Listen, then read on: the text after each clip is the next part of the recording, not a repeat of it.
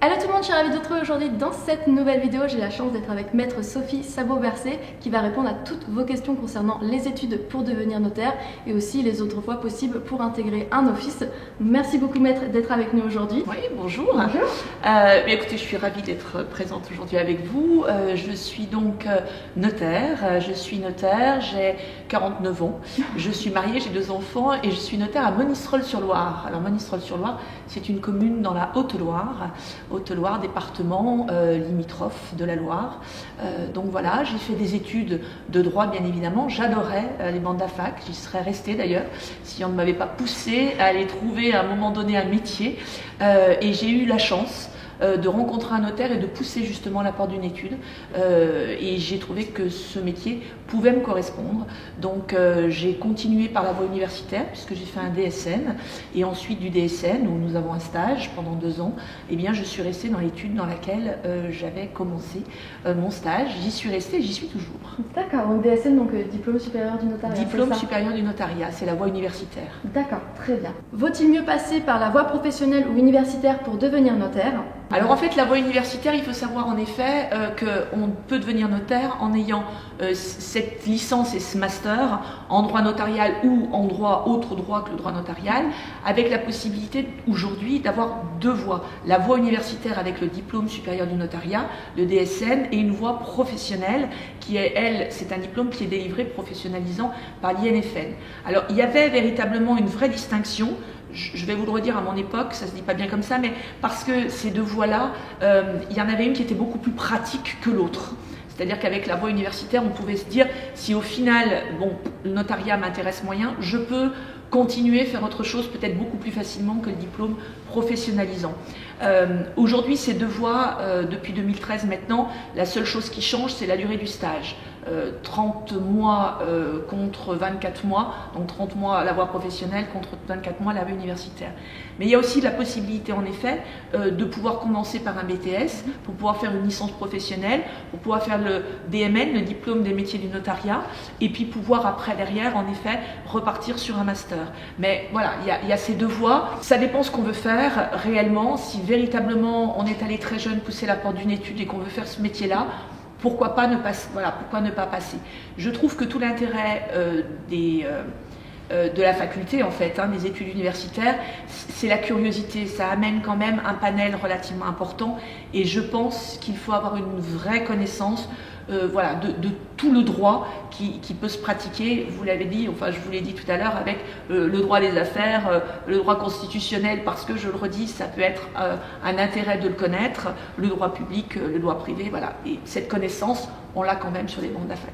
Dans un office, quels sont les autres métiers possibles ? L'office, compte tenu de toutes les obligations qu'on a, le notaire est un officier public, donc il a des règles et un certain nombre de règles à respecter. Il y a vraiment des process dans le cadre de la préparation de nos actes et le notaire seul, il ne peut pas y arriver. Donc oui, bien évidemment, il y a un certain nombre de collaborateurs avec des métiers du notariat. On a travaillé là-dessus d'ailleurs au Conseil supérieur du notariat et on a une cartographie des métiers, là en 2020, des métiers du notariat, des métiers des compétences et on peut ressortir 11 métiers. 11 métiers, les rédacteurs d'actes bien évidemment, avec des clercs, des comptables taxateurs. Il faut savoir que notre comptabilité, elle doit être authentique comme nos actes, donc c'est une comptabilité aussi particulière, donc comptables qui peuvent être aussi donc taxateurs, des formalistes, voilà, il y a des process qui sont mis en place, tant des formalistes préalables, c'est-à-dire pour pouvoir recueillir un certain nombre de pièces préalablement à la rédaction de nos actes et à leur signature, et formalités postérieures également, puisqu'une fois l'acte signé, là aussi, il faut qu'il ait un autre cheminement, avant qu'il revienne au client. Donc ça aussi, c'est important.